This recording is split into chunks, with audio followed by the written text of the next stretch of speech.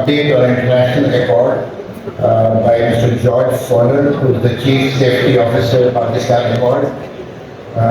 George started his career as a structural engineer with Arup in South Africa and UK, and later changed direction to focus on fire engineering. His specialties include interdisciplinary design of buildings, performance-based design for fire safety, methodologies for safety assessment of existing buildings, risk approaches to existing building assessment, worker safety in the garment sector, corporate codes for existing and new buildings, and technical support for due diligence initiatives throughout supply chains. As soon as he is able to set up his presentation.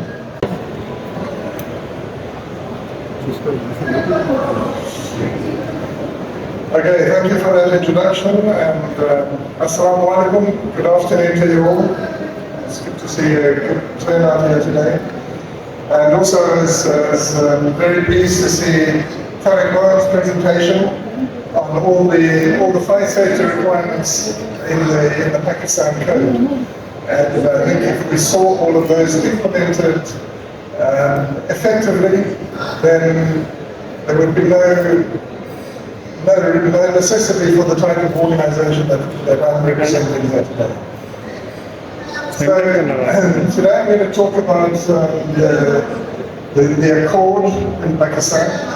I'll start off with talking about the international accord, and then the Pakistan accord that's been set up recently, and then I'll talk a bit about the programs of the accord post rollout, and then take any questions if there are any. So let's start off with the international accord. So the international accord is a legally binding framework agreement between international trade unions and brands to ensure health and safety in the textile and garment industry. The key goals of the accord then is to ensure safety in terms of fire, electrical safety, structural safety, as well as boiler safety in all of the textile industry, in all the factories that the signatory brands to the accord work with. And also they look at functional safety committees, and would like to see all workers more informed about the fire safety issues, or about not just fire safety issues, but all safety issues. And also to set up a mechanism, a complaints mechanism, where anybody in the factory can raise issues and have them dealt with if they see that it's related to health and safety in the workplace.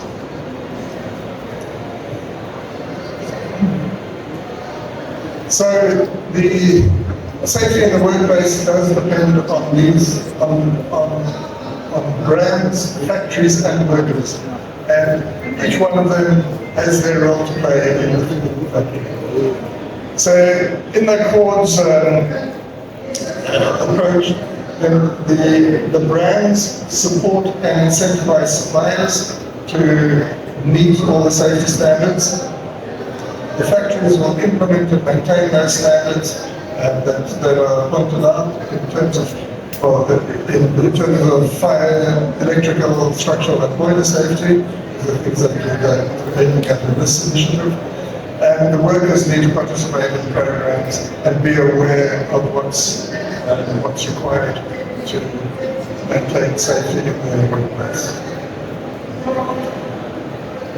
So this slide just gives a bit of an impact and summary of the impact of the Accord up till now. It's been going for about 10 years. It started in Bangladesh in response to some large industrial accidents. It has been operating there for about 10 years, and in that time, you see those numbers there. 38,000 inspections in total, have been carried out. 92% average remediation has been done as a result of those inspections.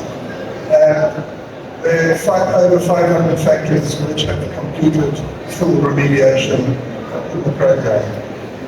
We can say that it's reached 2 million workers, if you account all the workforce in those factories, and there have been over 1,000 complaints resolved, which have come into the court's complaints mechanism and been followed up actively with the factory ownership of the workers in that factory. And then we deal with a lot of safety committees, so over 12,000 safety committee members have been trained up on the safety issues that are covered by the report. This slide is just to highlight that transparency is fundamental to the core program. So it ensures that workers, brands, and other stakeholders are aware of the issues and the progress being made to resolve those issues. First thing is the factory disclosure. That's the brands are obliged to disclose any, I should say the signatory brands are obliged to disclose any factories that they work with in the country being covered by the program. Then the Accord Secretariat produces a quarterly report giving an overall view of progress in all the factories covered in the initiative.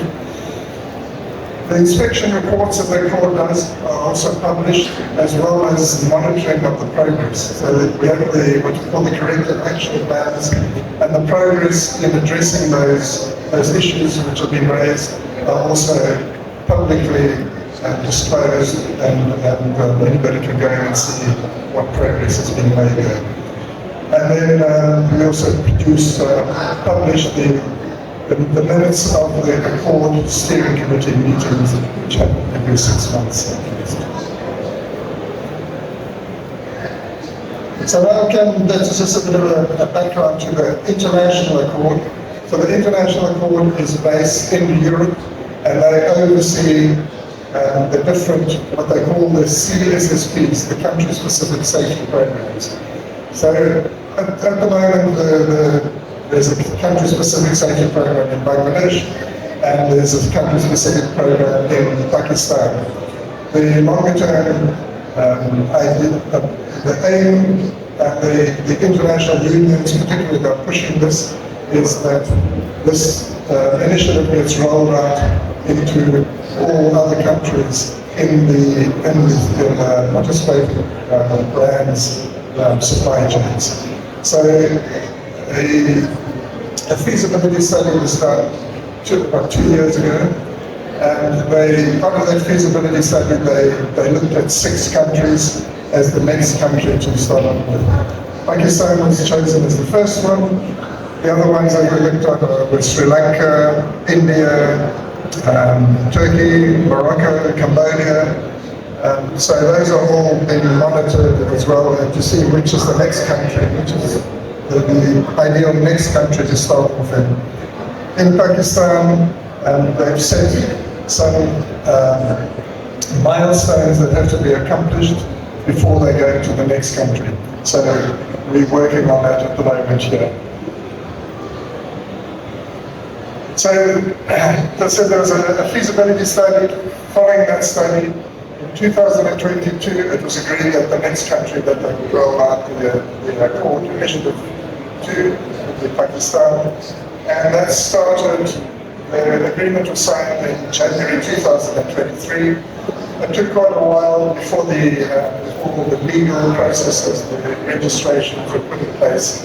And so we really started fully on the ground at the end of 2023.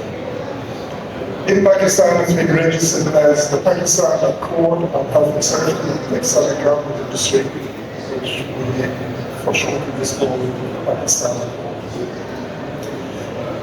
In Pakistan now we have, at this stage, we have 125 brand signatories who have signed on.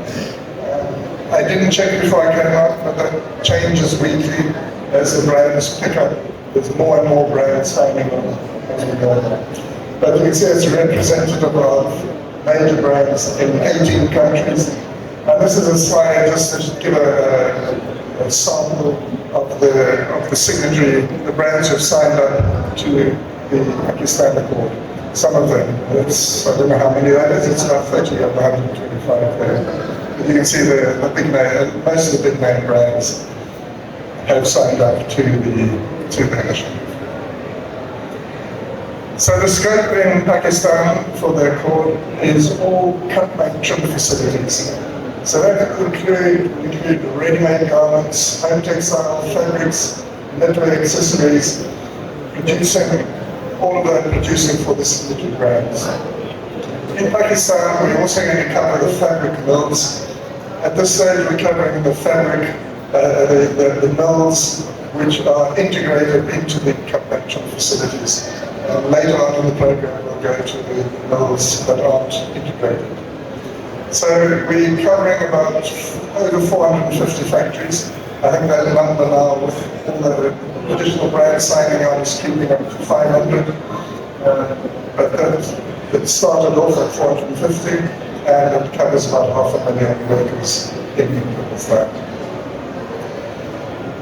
So this just gives an outline of the implementation plan of what's been accomplished and where we're going. So the pre-launch, I've mentioned that already. There were a lot of consultations with industry here, technical consultations on how best to set up the organization. And so, during 2023, first half of 2023 was taken up in the registration of the legal entity, the Health and Safety Accord in Pakistan, and we set up mainly in the Sindh province. The next step then is to establish an office in Lahore, and then there will be the further rollout of the full program to cover all factories. And that we hope by the middle of next year to accomplish that, to be in full, to have covered all the factories, get them all into the program, and be working with those 500 odd factories. So, I think I've covered a bit of this, but our Karachi offices that opened in November 2023. The intention was to open up our office in Lahore in July 2024. We actually signed the agreement for the office space on the 30th of June, so one day ahead of program, and now we're looking at how to transfer and start getting people working from that office. Up to now, we've inspected 55 factories, most in Karachi, but we've done about 10 to 12, I think, in Lahore. And we aim, as I said, we aim to have done the initial inspections of all of the factories by mid next year. And then our training program and the compliance mechanism we're going to be setting up in the third quarter of this year as well. So this, I've talked about mainly fire, structure and electrical safety, but that's one of the components of the Accords program. So the program is in Pakistan consists of these four elements. The first is the inspection and remediation program. I think that's where the bulk of the effort and the resources need to go. It's covering all factories, looking at doing initial inspections in them for fire, structures, electrical, and our boiler safety program hasn't started yet, but we're hoping to start that by the end of the year as well. It's looking how to train up people, recruit and train up people in that area. Then I mentioned briefly that there's a safety training of safety committees component. So in those we do, there's an 8-module, we're looking at, we might reduce that into a 6-module program of training for the safety committees, and combined with that we do all worker training as well. So there's modules on a simpler basis for all the workers, and then we want to ensure that the safety committees get trained up. And then I also mentioned briefly the complaints mechanism that we set up a mechanism to be able to receive feedback from the factories and also for get anything raised that needs to be looked at by the court. And then there's a fourth component in Pakistan which hasn't been done in the other country-specific safety programs, and that's the capacity building program with government. And that's was partly sponsored by GAZ to do that. And we're looking at a way to try and work a bit with the Department of Labour and the Inspectorate of the Labour Inspectorate, I should call it. And also we want to reach building control authorities as well, because they probably are more aligned with what we do than the Labour Department. This is the factory journey through the court process. So first of all, the brand would register that factory, disclose that they work with this factory in Pakistan, that would enter into our program, that would become part of the program. The first encounter with the factory then would be the initial inspection which we do. And for that we send a team of two people from each of those three disciplines to do a thorough one-day, it's more of a data collection exercise. And then from that we provide a report which goes back to the factory, and then with the factory we develop a corrective action plan. But that's the process on the remediation program. And then once we get into the factories on board after the initial inspection, then we roll out the other two programs, the safety training program and the compliance mechanism programs with that factory. And then we work through that with the factory.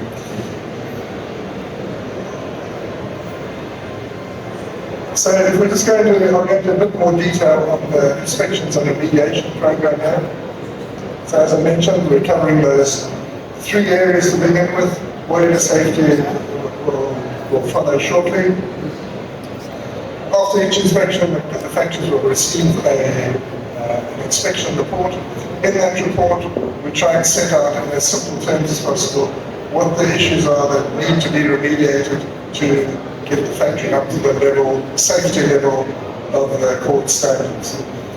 We send the factory then, after they've got the initial report, a template to do the corrective action plan, and then we would help them develop that corrective action plan with timelines to see how they're going to address all the issues.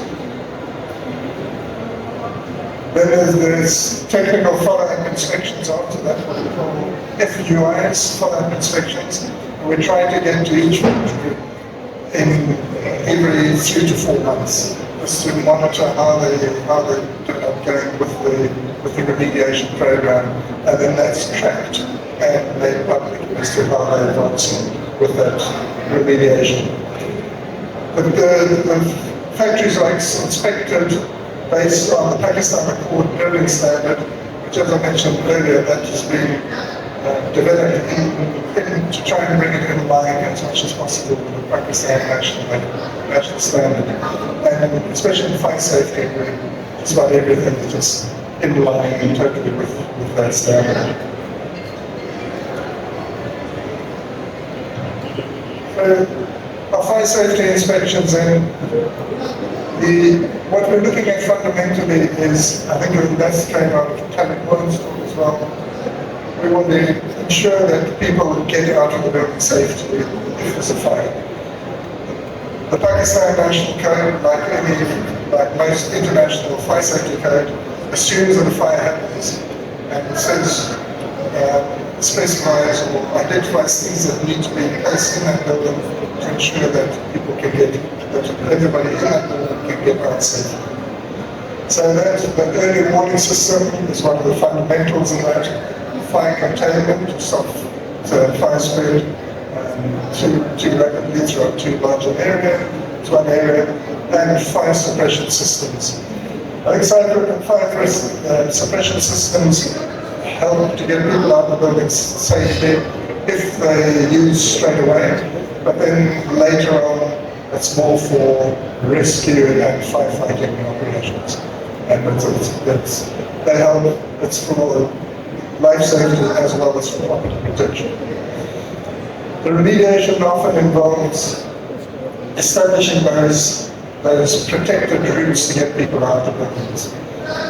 That's sometimes very simple, but sometimes can be quite complicated in an existing building. And then installing certified fire doors is one of the issues that where areas are protected from, particularly where escape routes are protected, we need certified fire doors. Constructing fire-related separation to contain fire in some areas, and installing, testing and commissioning fire alarm systems and fire suppression systems.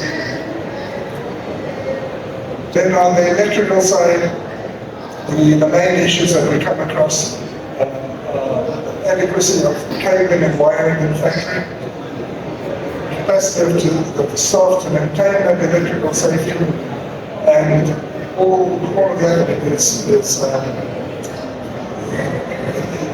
witness in a lot of areas, we witness hotspots due to inadequate wiring, too many wires going to some circuits, too small wires trying to do too much with that, and so they're causing overheating. And so those are most of what we're looking for is related to those. And then there's the maintenance issues of maintaining them free of dust, free of build-up, things which also encourage build-up of heat. What we often ask the factory is to develop a single line diagram, which is basically a representation of the architecture of your wiring system. And so you can see on paper what if you're doing something that will cause problems later on, instead of picking it up once it's done. And then rewiring often needs to be adjustments to address those hotspots, the testing and commissioning of the fire alarm system, and maintenance.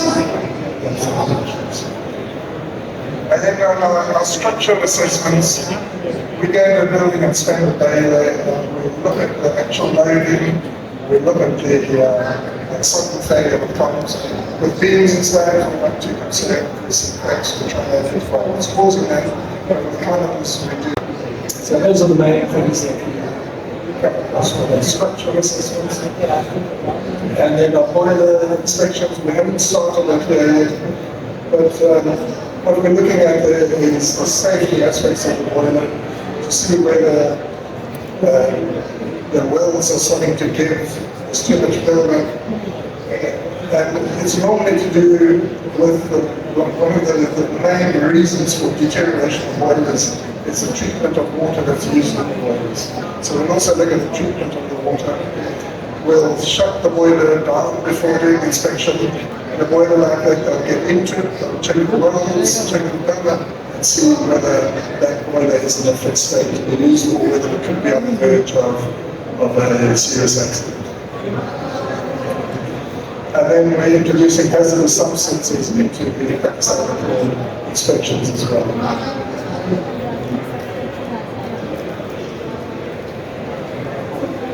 So this is our initial engineering assessments are just done it's a one-day inspection.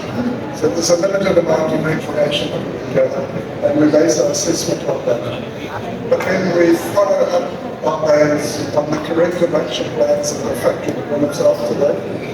And in that follow-up, we often find additional findings which will go into the corrective action plan as well. Those additional findings might come about through changes that have been made in the factory since the initial inspection. It might be things like maintenance, it might be for additions in the factory. So I think the core program is unique in that I think that a lot of the industries used to audit, and they go and do an audit and they say they pass or fail. There's no pass or fail in the core process. We go and do the initial inspection, assess the state of the building, see what issues need to be addressed, and then it's a continuous process. We work with the core to see that the physical things are remediated, but then after that we carry on back to the factory to see that they maintain in the condition that keeps them in a working condition, because it's a waste of time and resources to spend money on these on the equipment and measures, flight safety measures. If you're not going to maintain them, they're not going to work on the day that you need them. So it's a continuous process throughout the line.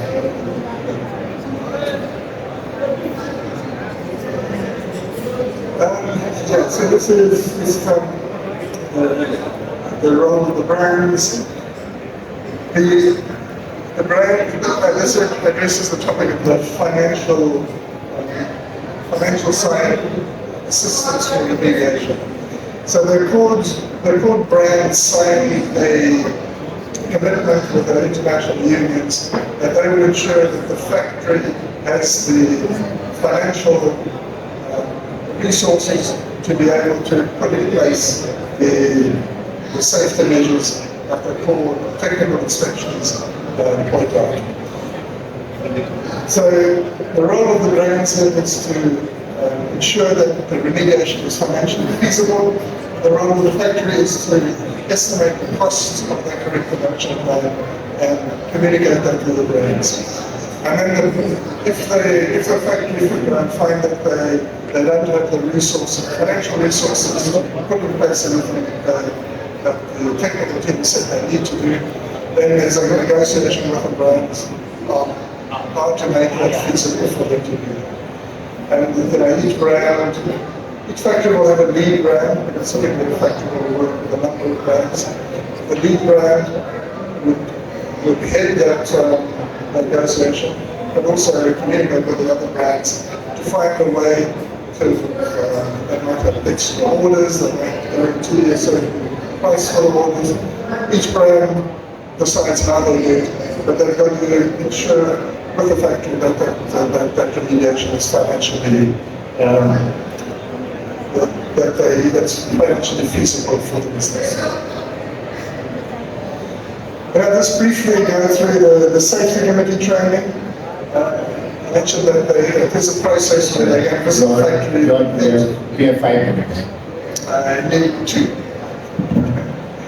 Okay, so they go through a process, repeatedly go to the factory, 8 different occasions, do a training program, do the whole worker training, and then they do walkthroughs of the factory as part of that training and show them how to use and feed into that corrective action plan and to bring that back to the board to help us follow up on that. So it's raising that awareness in the factory to be part of this process. And these are just some photos from the all-worker, it's a safety committee training, all-worker meetings that they have to give the basics, and to introduce, make sure that the workers know who their safety representatives are as the complaints for that. And then the complaints mechanism.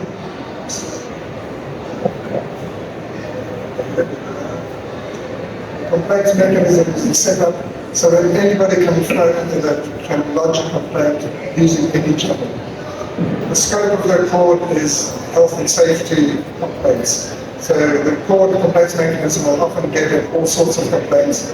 They'll identify them as safety related or non-safety related, and they'll pass on the non-safety related ones to the brands or to the management, and they'll follow up on anything that's safety related. And the court themselves will ensure that there's impartial investigations done. They get the workers and factory management together. They ensure the anonymity of people raising complaints if they want to remain anonymous. And they use the same enforcement mechanism as we do for the corrective action plans to reach a solution on those. And then I think this is the last slide. I won't go into this. This is our program, which I mentioned, with the Insint and Print Drive to work with the I have a question. Excellent initiative. I'm sure it's going to raise the level for HNA and everything. Who's paying for this? The brands or the manufacturers? The brands are paying for it. So each brand, each signatory brand, when they sign on, depending on their amount of business, their initial inspections, and the delivery of the corrective action plan. then the contribution to the remediation is not a set amount. That's a negotiation between the factory and the brand for specific items. So that's not a subsidy fee that they pay, but they pay on an annual basis to keep the port going. But the remediation is separate. Thanks.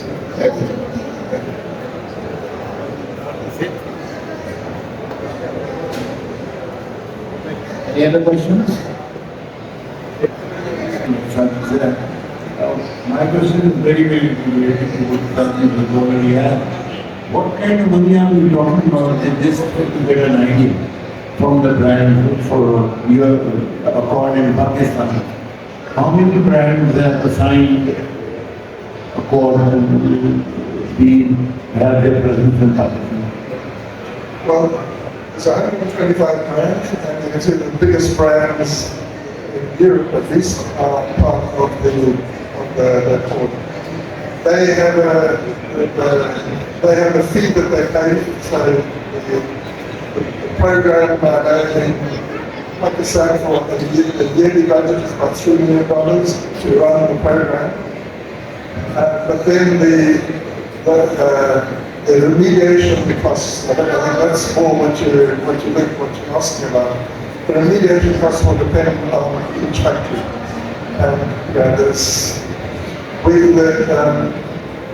At the moment we're trying to work with a estimating company to give us estimates for the main items that we know are going to come up a lot, and give a ballpark figure for how much of it costs in the market in Pakistan to implement those. And then each factory will come, they have to do that, they can approach the brand. A lot of factories we find in the past have said we'll cover that as part of our normal maintenance program.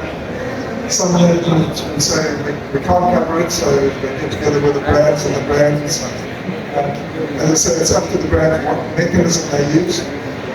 They'll often use a mechanism of we'll guarantee orders for this amount of time, or we'll guarantee that amount of orders, so you can bring that profit to cover it, or but the mechanism they use is not in our hands, it's with the individual manufacturer. So it's a factory by factory negotiation.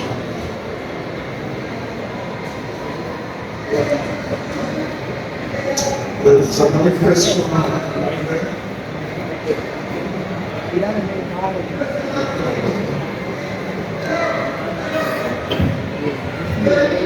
Hello. I have a question related to initial assessment. As you mentioned that after initial assessment, we can go for remedial action.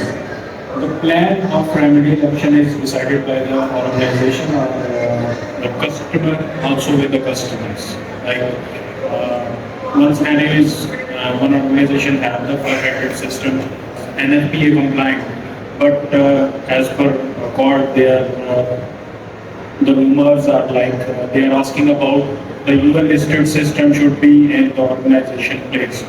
So what is the timeline for that particular remedy? Okay, so the initial assessment is done by the court. We're just going to look at that and identify the issues that need to be put in place. So, and then the court issues a report, and then on the basis of the report, we also issue a template for corrective action plan to the factories. And that is that the factory will look at each item and say, okay, and just briefly say, I'll do it this way, this is what I'll do to achieve that, and they'll put a timeline to it. So the factory puts the timeline, and then they submit that to the court, and then we have a 2-week process with the factory, where we'll look at those timelines, and we'll see if they're reasonable. And often we'll find that the factory will put a timeline which is too short to achieve, and sometimes too long to be reasonable. So then we'll go, why are you putting this in a year's time when you can get it in 2 weeks, for example? And then they would say, okay, yeah, that's right, we'll do that. For the items that take longer, you mentioned an example would be a pump system where we come there, there's a NFPA tested pump, but it's not a listed pump. So we record demands listed products for all of the life safety systems. So then we would say, if we have to do that, then we've set out the steps that need to be followed, and we ask the factory to put a timeline to each of those steps. So we don't set a deadline, we work with the factory to establish those times, and then we agree with the factory whether they're reasonable and achievable. And then those go into your cap as what we call the agreed timeline. And then progress is monitored against the agreed timelines. So if the factory's got a reason why they can't start there, they can start there, then that's discussed at the beginning, and those timelines are set between the cord and the factory, between the cord and the factory. And just, I know you mentioned the UL listed products. The Accord insists on listed products. It doesn't have to be UN listed, or UL listed, I should say. So there are a number of organizations who have got international accreditation for listing of a product. The listing of a product means you test it to meet standards, so you do the performance testing, and then you also, there's a process where they assess the manufacturing plant to see that that plant can effectively produce what was tested at scale. So there's the performance testing and the reliability component to listing. And any company who's got international accreditation for being able to do that process, we would accept the listing from that. So it might be UL listed, it might be FM label, it might be LPCB listed, but as long as that company has accreditation for listing that product, we will accept that listing. Thank you very much. Thank you, George. Very informative, very interesting presentation. Thank you. And you are not a position to know that something like this existed in Pakistan. But thank you very much. I request Jazari, the President of the Pakistan Society of Garment Specialists, to present a sheet to George, please. The sheet, please.